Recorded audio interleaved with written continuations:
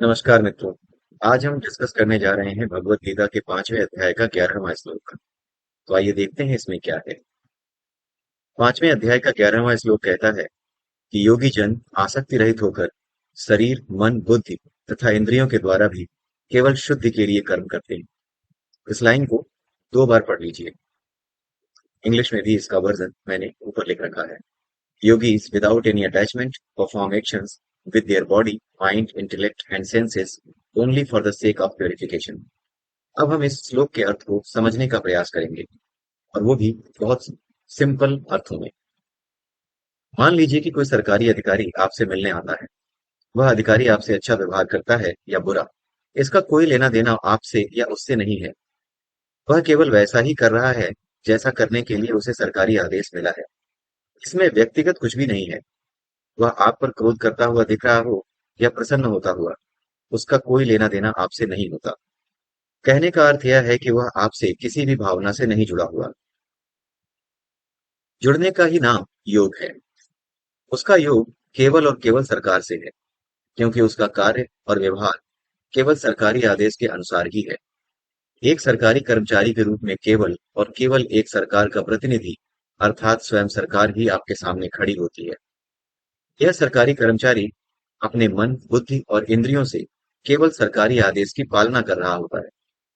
उसे पता है कि आपके साथ व्यक्तिगत रूप में कुछ अच्छा हो रहा है या बुरा, उससे उसे कोई संबंध नहीं बनाना। उसे स्पष्ट है कि सरकारी तंत्र के भीतर रहकर वह चाहे या ना चाहे, उसे अच्छा लगे या बुरा, पर उसे करना वही है, और वह ऐसे ही काम करता है।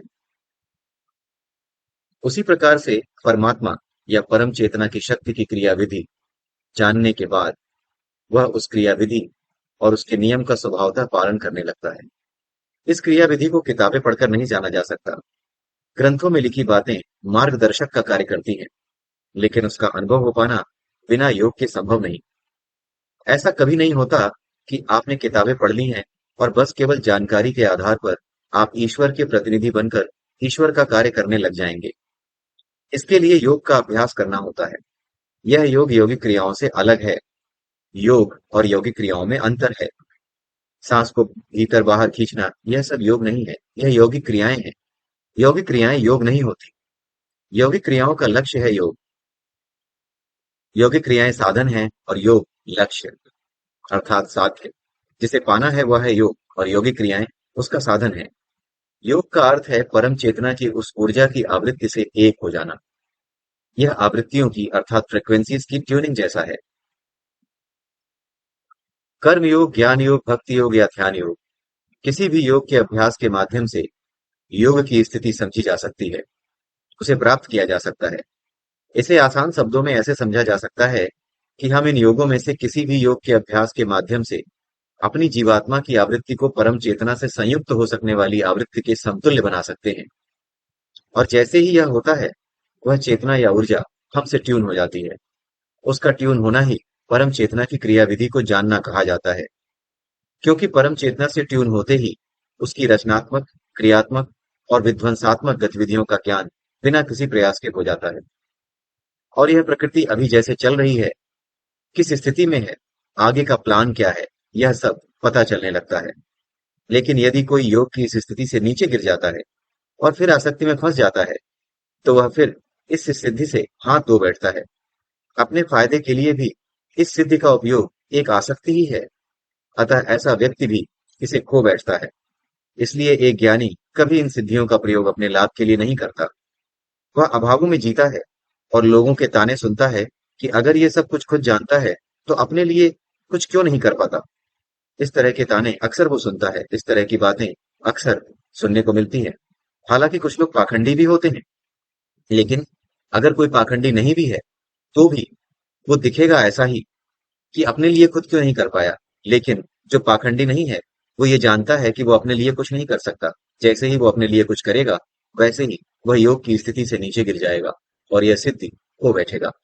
इसलिए यह सिद्धि केवल और केवल संसार के कल्याण के लिए वह चुपचाप इस्तेमाल करता है, और यही लक्ष्य होना चाहिए। इसके अतिरिक्त और कोई लक्ष्य किसी का नहीं होना चाहिए। और सबसे बड़ी विडंबना ये है कि आप इस बारे में किसी को कुछ समझा नहीं सकते, और आपको समझाने का प्रयास नहीं करना चाहिए, क्योंकि आप दूसरों की नजर में कैसे हैं, इसका कोई अर्थ नहीं, इसका कोई लाभ नहीं। इससे संसार का कोई भला नहीं होता कि लोग आपको अच्छे या बुरे किस रूप में जानते हैं। संसार का भला इसमें है कि आपके पास जो क्षमता है, उस क्षमता का इस्तेमाल आप संसार के लिए कैसे करते हैं। यह सब कुछ किसी गुरु के बिना संभव नहीं है। जब व्यक्ति योगी हो जाता है, तब वह ईश्वरीय नियमों के अनुसार अपने कर्मों में केवल प्रकृति के नियम देखने लगता है। वह देख पाता है कि उसके प्रारब्ध कर्म के फल ही आज के कर्मों के रूप में आए हैं, और वह चाहे रोए या हंसकर इन्हें झेले। लेकिन झेलने के अलावा या कुछ अच्छा है तो उसे विनम्रता से स्वीकार करने के अलावा उसके पास और कोई मार्ग नहीं है। अतः अपने मन, कर्म, बुद्धि, इन सब से वह अपने सारे कर्म यही समझकर करता है कि इन सब के माध्यम से प्रकृति के नियम के अनुसार वह अपनी चेतना में बंधी गांठ को खोलकर उदासीन ही कर रहा है। अतः वह सब कुछ एक तरह से अपनी आत्मिक शुद्धि के लिए ही यह सब कर रहा होता है। इसी के साथ मैं आपसे आज्ञा लेता हूँ।